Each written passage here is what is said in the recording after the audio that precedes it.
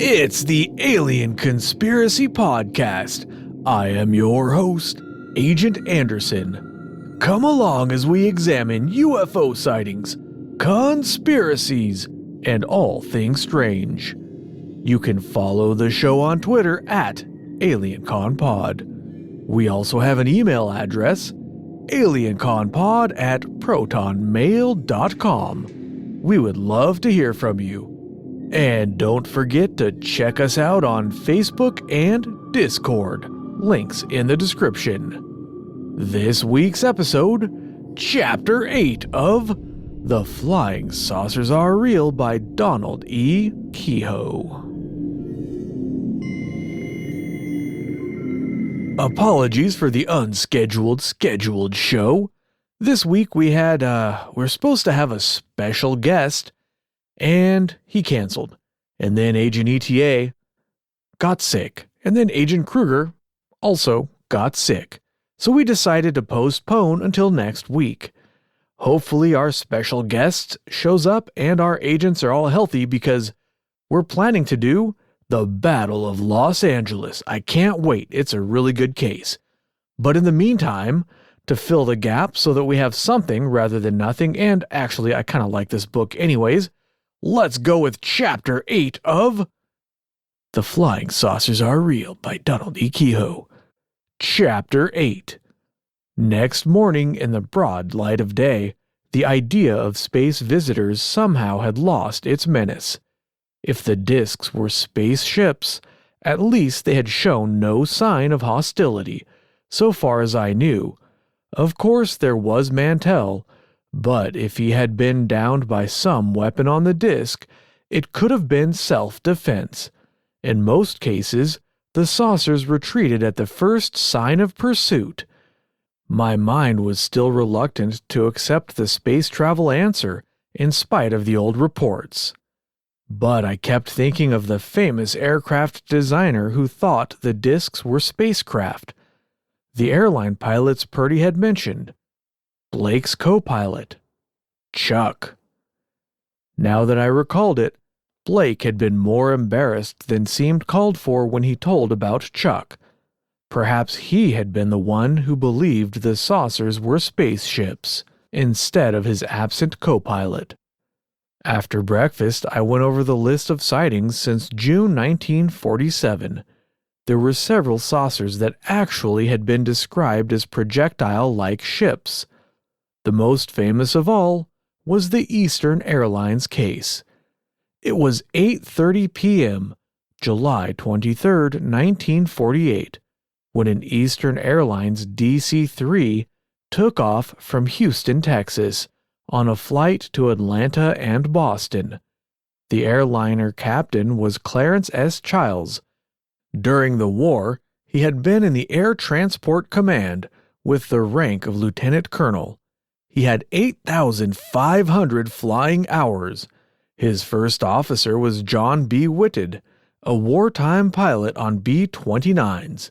Both men were known in Eastern as careful, conservative pilots. It was a bright, moonlit night with scattered clouds overhead. The DC-3 was 20 miles west of Montgomery at 2:45 a.m. when a brilliant projectile-like craft came hurtling along the airway. Chiles saw it first and took it to be a jet plane. But the next instant, both pilots saw that this was no jet fighter. It was heading southwest, Chiles said later, exactly opposite to our course. Whatever it was, it flashed down toward us at terrific speed. We veered left, it veered sharply too, and passed us about 700 feet to the right. I saw then that it had no wings. The mystery ship passed on Whitted's side, and he had a fairly close look. The thing was about 100 feet long, cigar-shaped, and wingless, he described it. It was about twice the diameter of a B-29, with no protruding fins. Captain Chiles said the cabin appeared like a pilot compartment, except for its eerie brilliance. Both he and Whitted agreed it was as bright as a magnesium flare. They saw no occupants, but at their speed this was not surprising. An intense dark blue glow came from the side of the ship, Chiles reported. It was later suggested by engineers that the strange glare could have come from a power plant of unusual type. It ran the entire length of the fuselage, like a blue fluorescent light. The exhaust was a red-orange flame with a lighter color predominant around the outer edges. Both pilots said the flame extended 30 to 50 feet behind the ship. As it passed, Chiles noted a snout like a radar pole. Both he and Whitted glimpsed 2 rows of windows. Just as it went by, said Chiles, the pilot pulled up as if he had seen the DC-3 and wanted to avoid us. There was a tremendous burst of flame from the rear. It zoomed into the clouds, its jet wash rocking our DC-3. Chiles's estimate of the mystery ship's speed was between 500 and 700 miles an hour. As the object vanished, Chiles went back into the cabin to check with the passengers. Most had been asleep or were drowsing, but one man confirmed that they were in their right senses. This passenger, Clarence McKelvey of Columbus, Ohio, told them, and a Project Saucer team later, that he had seen a brilliant streak of light flash past his window. It had gone too swiftly for him to catch any details. The Associated Press interviewed Mr. McKelvey soon after he landed and ran the following story. Kennett Square, Pennsylvania, July 24th. Clarence L. McKelvey, assistant managing editor of the American Education Press, said he was the only passenger on the EAL Houston-Boston plane who was not asleep when the phantom craft was sighted. I saw no shape or form, Mr. McKelvey said. I was on the right side of the plane, and suddenly I saw this strange, eerie streak out of my window. It was very intense, not like lightning or anything I had ever seen. The Columbus man said he was too startled, and the object moved too quickly for him to adjust his eyes to it. In Washington, Air Force officials insisted they could shed no light on the mystery. Out in Santa Monica, General George C. Kenney, then chief of the Strategic Air Command, declared the Air Force had nothing remotely like the ship described. I wish we did, General Kenney told reporters. I'd sure like to see that. The publicized story of this spaceship set off another scare. Also the usual cracks about screwball pilots. But Chiles and Whitted were not screwballs. They were highly respected pilots. The passengers' confirmation added weight. But even if all 3 had been considered deluded, the Air Force investigators could not get around the reports from Robins Air Force Base.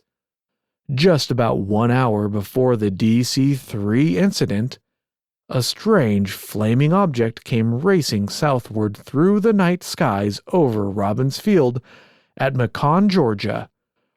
Observers at the airbase were astounded to see what appeared to be a huge, wingless craft streak overhead, trailing a varicolored exhaust. The witnesses' description tallied with those of Chiles and Whitted. The mystery ship vanished swiftly.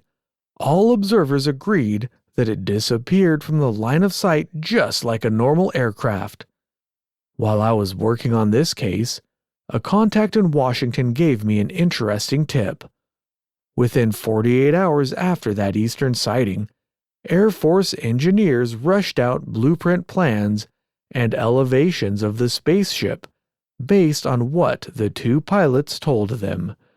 Whether or not this was true, I found that the Air Force engineers did compute the probable speed and liftoff of the mystery craft.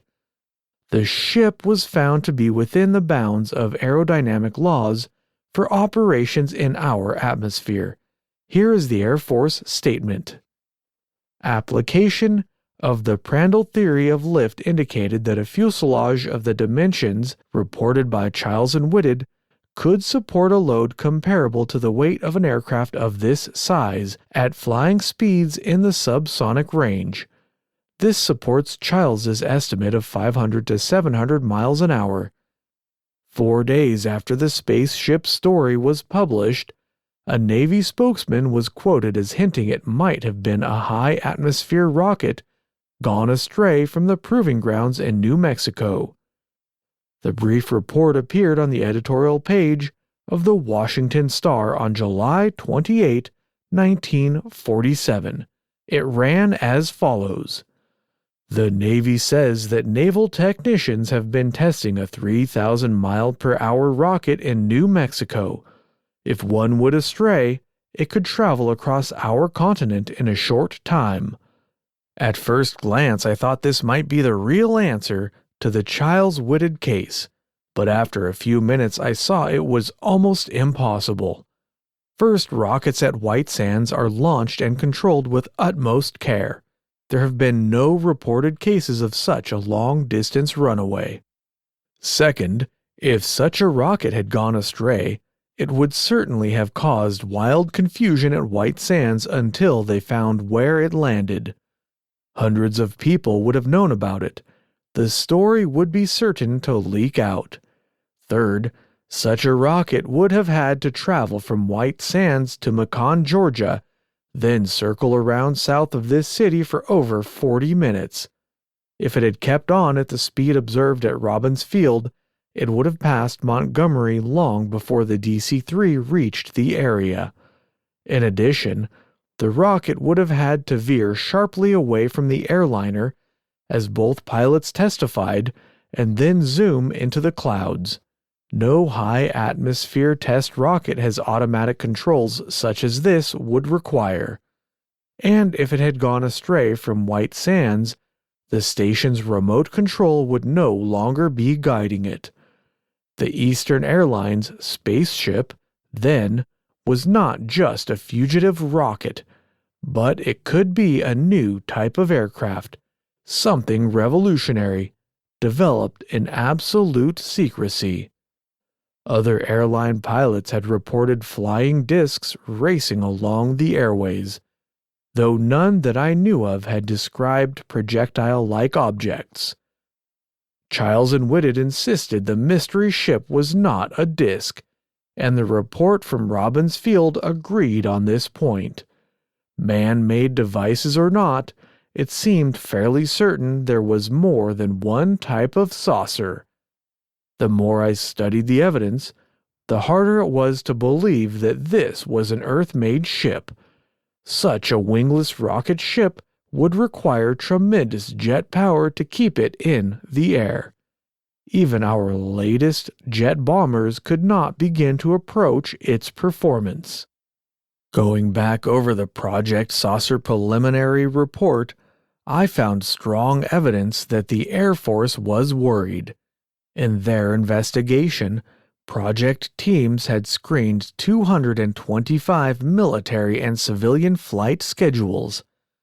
After 9 months, they reported that the mysterious object was no conventional aircraft.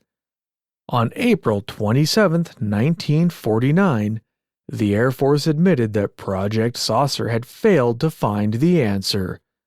The spaceship was officially listed as unidentified. But Wright Field is still working on it, an Air Force officer told me. Both Chiles and Whitted are responsible pilots, and McKelvey has a reputation for making careful statements. Even without the Robbins Field confirmation, no one could doubt that they saw something. The Chiles Whitted spaceship was not the first of this type to be reported. Another wingless aircraft was sighted in August 1947 by 2 pilots for an Alabama flying service. It was at Bethel, Alabama, just after sunset, when a huge black wingless craft swept across their course. Silhouetted against the evening sky, it loomed larger than a C-54. The pilots saw no wings, motors, or jet exhausts. Swinging in behind the mystery ship, they attempted to follow. But at their speed of 170 miles an hour, they were quickly outdistanced. Careful checking showed there were no other planes nearby that could have been mistaken for this strange craft. On New Year's Day, 1948, a similar rocket-shaped object was sighted at Jackson, Mississippi. It was first seen by a former Air Force pilot and his passenger, and later by witnesses on the ground. Before the pilot could begin to close in, the odd wingless ship pulled away. Speeding up from 200 to 500 miles an hour, it swiftly disappeared. Besides these two cases, already on record, I had the tips Purdy had given me. One wingless ship was supposed to have been seen 3 or 4 days before the Chiles Whitted sighting. Like the thing they reported, the unidentified craft was a double-decked spaceship, but moving at even higher speed. At first I ran into a stone wall trying to check this story. Then I found a lead confirming that this was a foreign report. It finally proved to be from the Hog. The tip had been right. This double-decked wingless ship had been sighted on July 20th, 1948, 4 days before the Eastern case. Witnesses had reported it at a high altitude, moving at fantastic speed. While working on this report, I verified another tip. We had heard a rumor of a spaceship sighting at Clark Field, in the Philippine Islands. Although I didn't learn the date, I found that there was such a record. In the final Project Saucer report, the attempt to explain away this sighting was painfully evident. Analyzing this case, number 206, the Air Force said, "If the facts are correct, there is no astronomical explanation. A few points favor the daytime meteor hypothesis. Snow-white color, speed faster than a jet, the roar, similarity to skywriting, and the time of day. But the tactics, if really performed, oppose it strenuously. The maneuvers in and out of cloud banks, turns of 180 degrees or more. Possibly these were illusions caused by seeing the object intermittently through clouds. The impression of a fuselage with windows could even more easily have been a sign of imagination." With this conjecture, Project Saucer listed the sighting as officially answered. The Hog spaceship case was unexplained. In following up the Jackson and Bethel reports, I talked with 2 officials in the Civil Aeronautics Administration. One of these was Charlie Plank, who handled public relations. I found that the pilots concerned had good records. CAA men who knew them discounted the hoax theory. "Charlie, there's a rumor that airline pilots have been ordered not to talk," I told Plank. "You know anything about it?" "You mean ordered by the Air Force or the companies?" he said. "The Air Force and the CAA. If the CAA's in on it, it's a top-level deal," said Charlie. "I think it's more likely the companies, with or without a nudge from the Air Force." While we were talking, an official from another agency came in. Because the lead he gave me was off the record, I'll call him Steve Barrett. I knew Steve fairly well. We were both pilots with service training. Our paths had crossed during the war, and I saw him now and then at airports around Washington. When the saucer scare first broke, Steve had been disgusted. "Damn fools trying to get publicity," he snorted. "The way Americans fall for a gag. Even the Air Force has got the jitters." So I was a little surprised to find he now thought the discs were real. "What sold you?" I asked. "The radar reports," said Steve. "I know of half a dozen cases where they've tracked the things. One was in Japan. The thing was climbing so fast, no one believed the radar man at first. Then they got some more reports. One was up in Canada. There was a case in New Mexico, and I think a Navy destroyer tracked a saucer up in the North Atlantic." "What did they find out?" said Charlie Plank. Steve shrugged. "I don't know all the answers. Whatever they are, the things can go like hell." I had a hunch he was holding back. I waited until he had finished with Charlie and then went down the hall with him. "You think the saucers are guided missiles?" I said. "If I thought so, I wouldn't be talking," he said flatly. "That's not a dig at you, but I was cleared last year for some secret electronics work, and it might be used in some way with guided missiles." "I didn't know that, Steve." "It's okay," he said.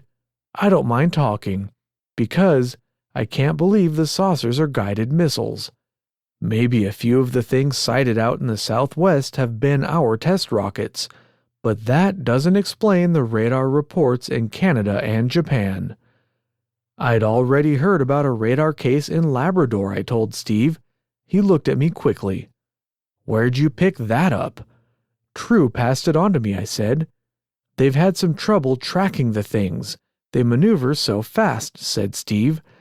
"It sounds crazy, but I've been told they hit more than 10,000 miles an hour."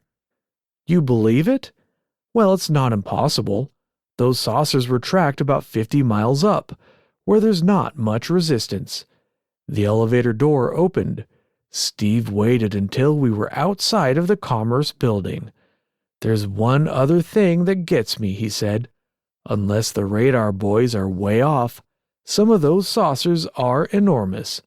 I just can't see a guided missile 500 feet in diameter." He stopped for a moment. "I suppose this will sound screwy to you." "You think they're interplanetary," I said. Steve was quickly on the defensive. "I haven't bought it yet, but it's not as crazy as it sounds."